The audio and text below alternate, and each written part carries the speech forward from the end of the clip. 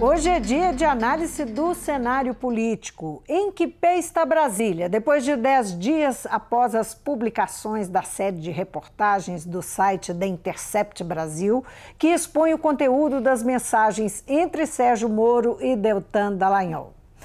E o que dizer dos mais recentes embates entre o governo Bolsonaro e a Câmara dos Deputados, envolvendo o superministro da Economia, Paulo Guedes? Eu vou conversar com o jornalista Carlos Lindenberg, comentarista político de Rádio Jornal e TV. Muito bem-vindo. É sempre bom estar aqui. Lindenberg, vamos começar então com a história das mensagens da Lava Jato, né? Desde que foram publicadas no dia 9, né? Parece que há duas torcidas em torno da história, né? Como sempre, né? Como o país está polarizado, né? É natural, eu vejo como natural, essa divisão também. Os dois lados em embate. Um lado na defesa do Sérgio Moro, né? Especialmente da figura do Sérgio Moro, né? Não apenas do governo, mas da figura do Sérgio Moro, como se fosse o eleito. E de outro lado, Vivi, você vê as redes sociais trabalhando, né, firmemente para denunciar, inclusive a omissão da grande imprensa na cobertura desse caso. O que está acontecendo? É que o telespectador acompanha isso, tem redes sociais que frequenta e tudo mais. Portanto, de um lado você tem essa defesa do Sérgio Moro, né? Defesa do Sérgio Moro que se restringe a poucas coisas. A defesa do Sérgio Moro e do Dallagnol, ela diz o seguinte: os vazamentos são criminosos, né? Quem fez ninguém sabe quem fez, são vazamentos criminosos. Não tem uma abordagem sobre conteúdo. Não tem abordagem de conteúdo, são coisas fragmentadas, como se fosse assim uma invenção de alguém que chegou aqui para fazer alguma atrapalhada. Agora, não sabendo que o Glenn é uma figura mundialmente conhecida, inclusive premiado no exterior, né? Nos Estados Unidos, de onde ele é, inclusive. Mas, enfim, então tem essas duas defesas. Rapidamente, é isso. De um lado, a proteção do Sérgio Moro, do outro lado, as redes sociais, principalmente, trabalhando fortemente para que essa história seja esclarecida, porque precisa ser esclarecida. Não pode ficar, não pode passar em branco isso. Como é que você acha que vai ser, por exemplo, tanto Dallagnol quanto o Moro vão ser ouvidos na CCJ do Senado, não é? Correto. Qual que é a sua expectativa desses depoimentos? Porque eles, de fato, deram algumas entrevistas, né, rápidas e tal, muito focadas na questão da crítica ao vazamento, da criminalização ao vazamento. Eu acho que não vão sair muito disso aí, eles não vão sair muito. O que pode acontecer é que há um volume tão grande, e pode sair mais coisas hoje, pode sair amanhã, pode sair mais coisas depois da manhã, de tal forma que ele fique em absoluto desconforto e acabe revelando coisas além do que já se sabe, levantado pelo Intercept Brasil. Eu não tenho... É evidente que não tem como... Agora, é preciso saber também, Vivi, o que a oposição tem, ou os críticos do Intercept Brasil têm para mostrar. Porque também não pode ficar só no discurso, tem que ter alguma coisa para mostrar. Você diz alguma coisa concreta em termos não necessariamente de material? Documento, não necessariamente documento, mas ter coisas fatos concretos, né, que podem surgir de hoje para amanhã, por exemplo. E aí, né, Agora, as conversas que surgiram até agora, o que nós temos de concreto até agora? O que sinaliza para você? Para mim que acompanho isso, assim, por dever de ofício, inclusive, para mim desnudou a Operação Lava Jato. Isso, para mim, não tem dúvida. O material do Intercept Brasil, embora contestado pela grande mídia e etc. Especialmente pela Rede Globo, não é? Especialmente pela Rede Globo. A Rede Globo é um negócio impressionante, né? Mas a Rede Globo, a gente sabe, ela sempre fica do lado do poder, Não importa em mão de quem está o poder, ela fica sempre do lado do poder. Então, o que acontece? Para mim, o Intercept Brasil desnudou essa história da Lava Jato. Então, é como se dissesse, olha, o rei está nu.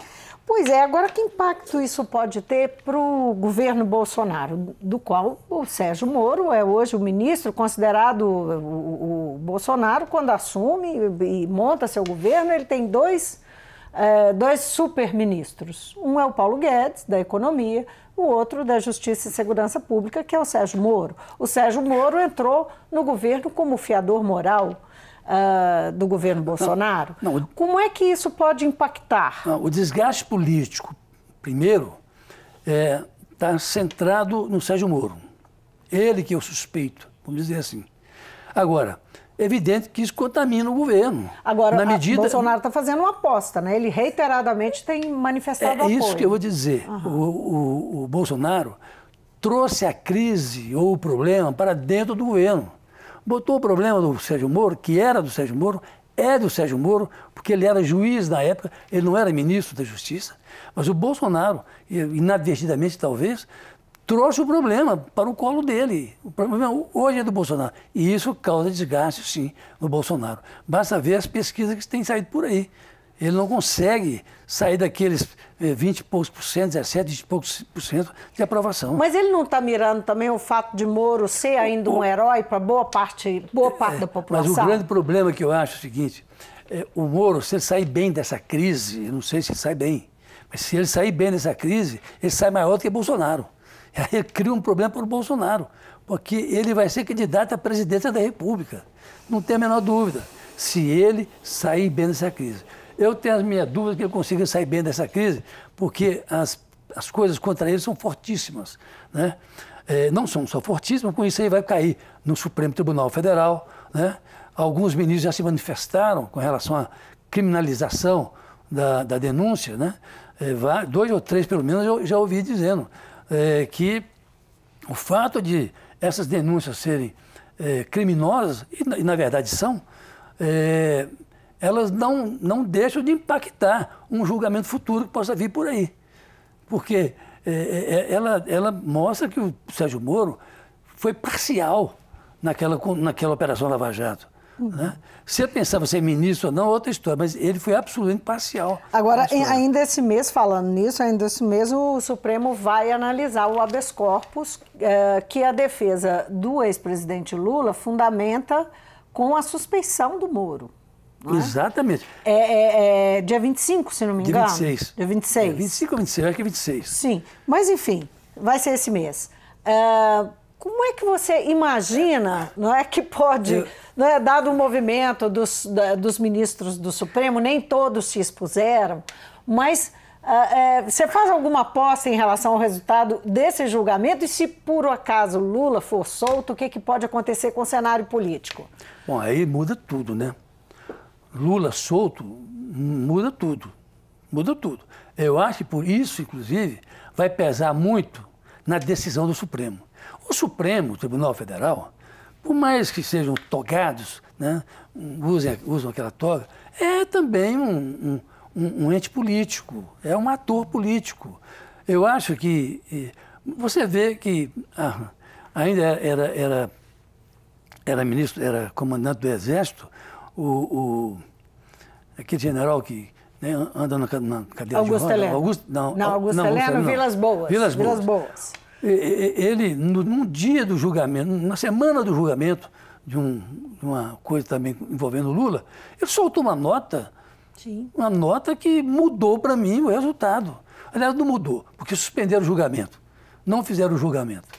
Deixaram para depois. Falando sobre o risco que ele representava. Exatamente. Então, esse risco permanece. No imaginário dos militares, sobretudo, esse risco permanece. Augusto Heleno, que eu mencionei agora há pouco, o general, nós vimos um vídeo dele correndo, batendo na mesa, bravo, deu um burro dizendo que o Lula tem que ficar preso, tem prisão perpétua. Né? Coisa que não existe.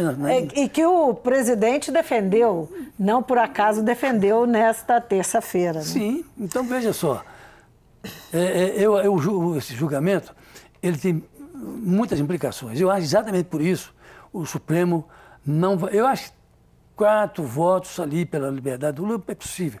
Aí vão ficar faltando 7, né? São 11. Olha... Que dá para... você está dizendo que 4 que dá para saber o que pensa. O que pensam. Os outros, a gente também sabe o que pensa.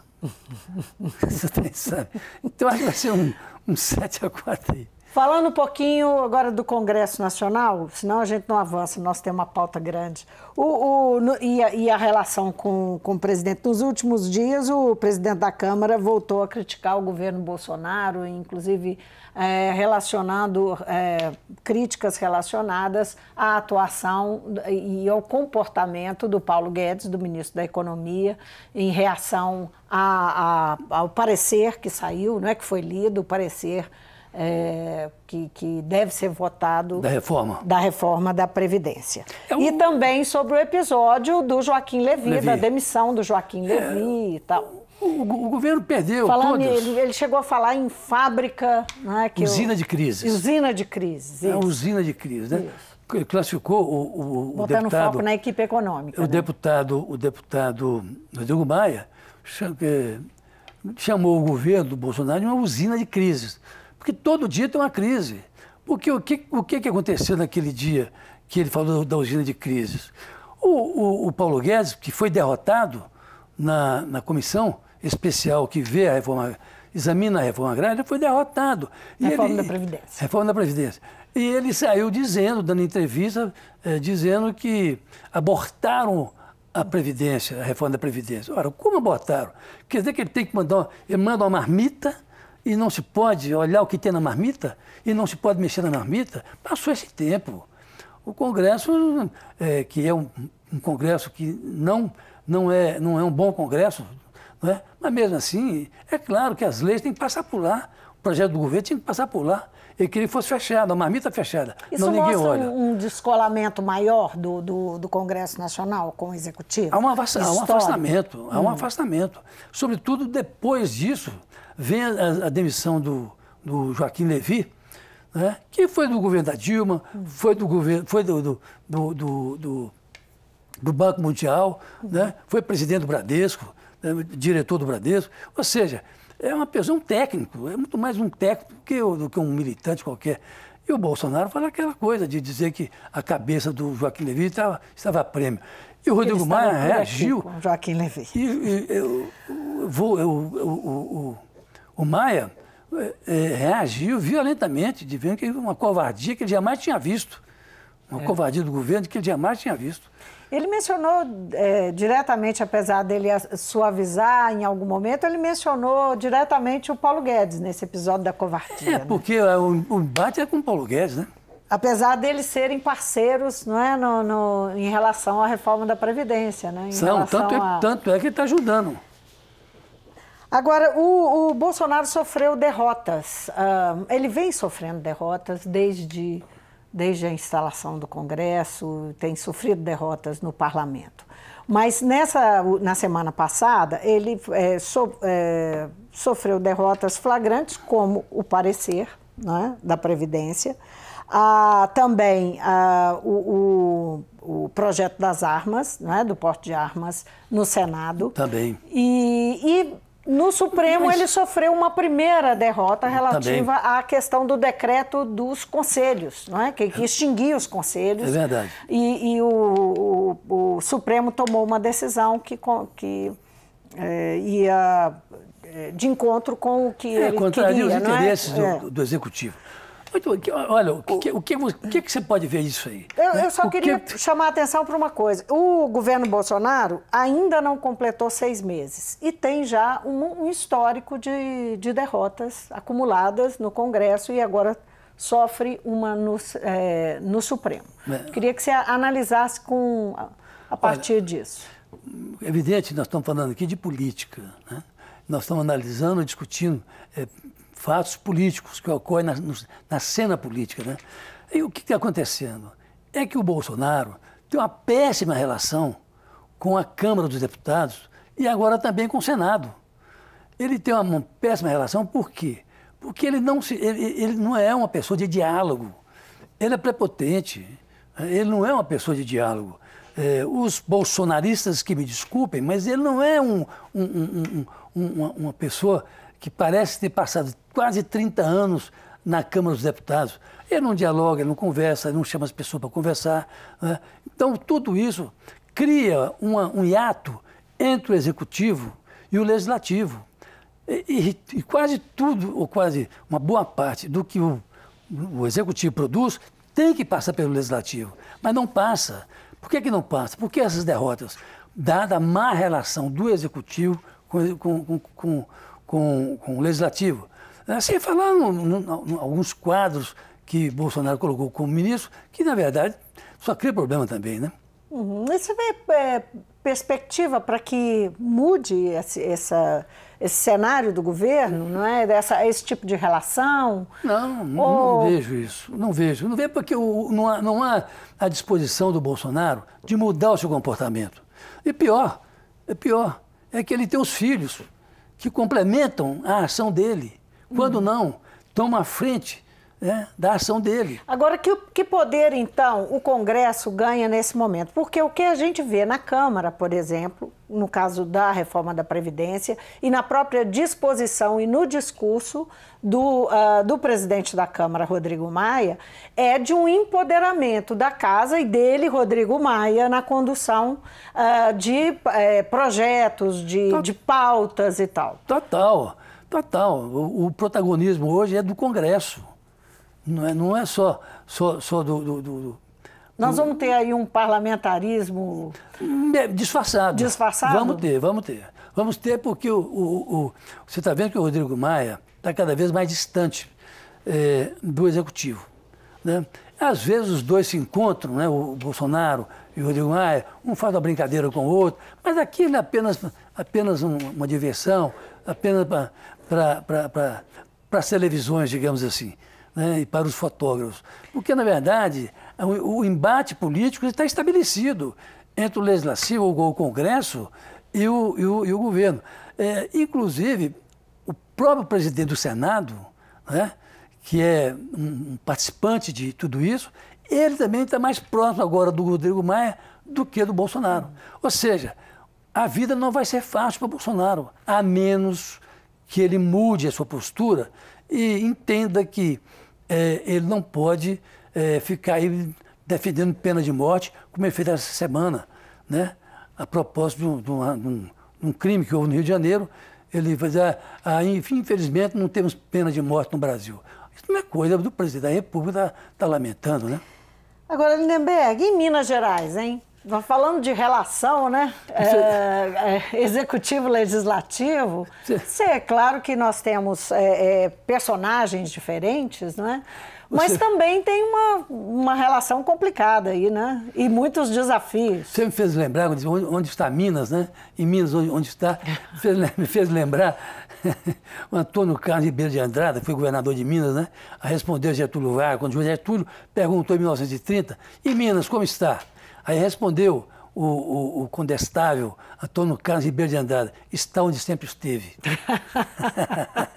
Então, isso quer dizer... E marchou com Getúlio. Caso, nesse contexto... E marchou com Getúlio para fazer a Revolução de 30. Mas, bom, a situação do Executivo em relação à Assembleia é também uma relação complicada, pela mesma razão. A má disposição do governador Romeu Zema de sentar e conversar com os deputados. Não custa nada, por exemplo, isso nós sabemos, nós conhecemos essa casa, um deputado gosta de ser, o governador bota a mão no ombro dele, conversa com ele, né? Ele não faz isso, ele é absolutamente indiferente em relação à Assembleia. Para ele tem que mandar para a Assembleia aprova, não é assim. Não é mais assim. Já foi assim. Mas ele está fazendo uma campanha que está no ar, uma campanha publicitária. Para constranger a Assembleia. Citando os deputados, inclusive, para aprovação do regime de recuperação fiscal. Claro, que é muito difícil passar. Você acha que é uma tentativa de constrangimento? Claro que é. Claro que é. É notório isso. É pressionar os deputados. Agora, veja só, é muito difícil porque os deputados têm relações com as suas corporações.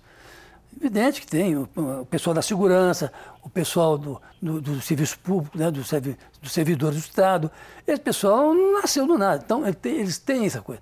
E você acha que eles vão votar, por exemplo, o aumento do IPSENG?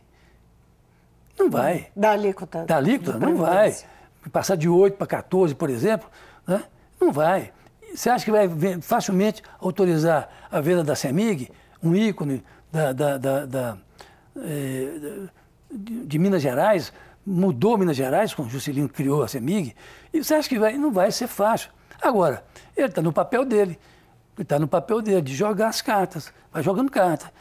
Às vezes ele pode trucar numa jogada dessa e levar vantagem, mas eu acho muito difícil. A relação do governador Romeu Zema com a Assembleia Legislativa não é uma relação fácil. E ele não tem uma base constituída na casa, né? A base é insuficiente para aprovar qualquer matéria, por mais simples que seja. Por mais simples que seja. Se o Bolsonaro tem essa dificuldade... Mas esse cálculo não está feito por ele?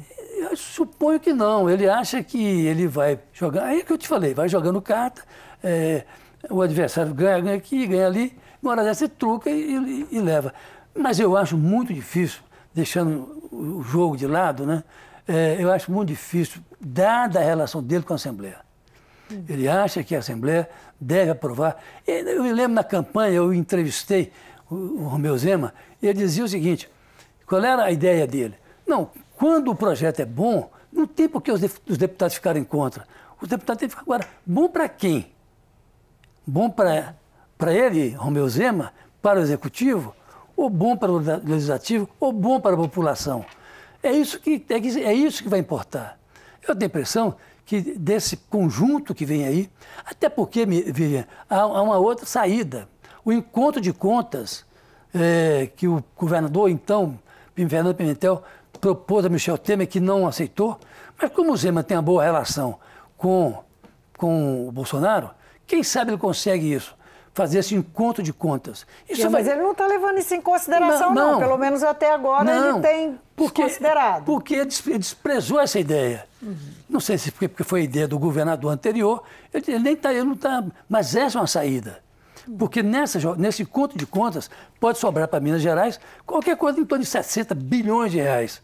Seria uma boa saída para o Zema, mas ele quer fazer o ajuste fiscal conforme manda o Guedes. É essa a questão, o Paulo Guedes. Paulo Guedes, ministro, não deputado. Vamos aguardar os acontecimentos, porque essa confusão aí já trouxe problemas. Não vai longe isso, viu? Muito obrigada pela sua presença, Carlos Lindenberg. É sempre um prazer estar aqui falando sobre política, eu gosto muito. Eu conversei com o jornalista e comentarista de rádio, jornal e TV, Carlos Lindenberg. Nós falamos aqui de diversos assuntos, esse momento em que o país vive aí na expectativa de novidades sobre as mensagens da Lava Jato. O site da Intercept Brasil tem soltado informações novas, enfim, fica todo mundo na expectativa, opiniões bastante divididas sobre esse caso. Falamos também um pouco sobre a relação lá do governo Bolsonaro com o Congresso, derrotas que ele sofreu e expectativa de relacionamento, inclusive em relação à Previdência, como é que fica, né, a reforma, enfim.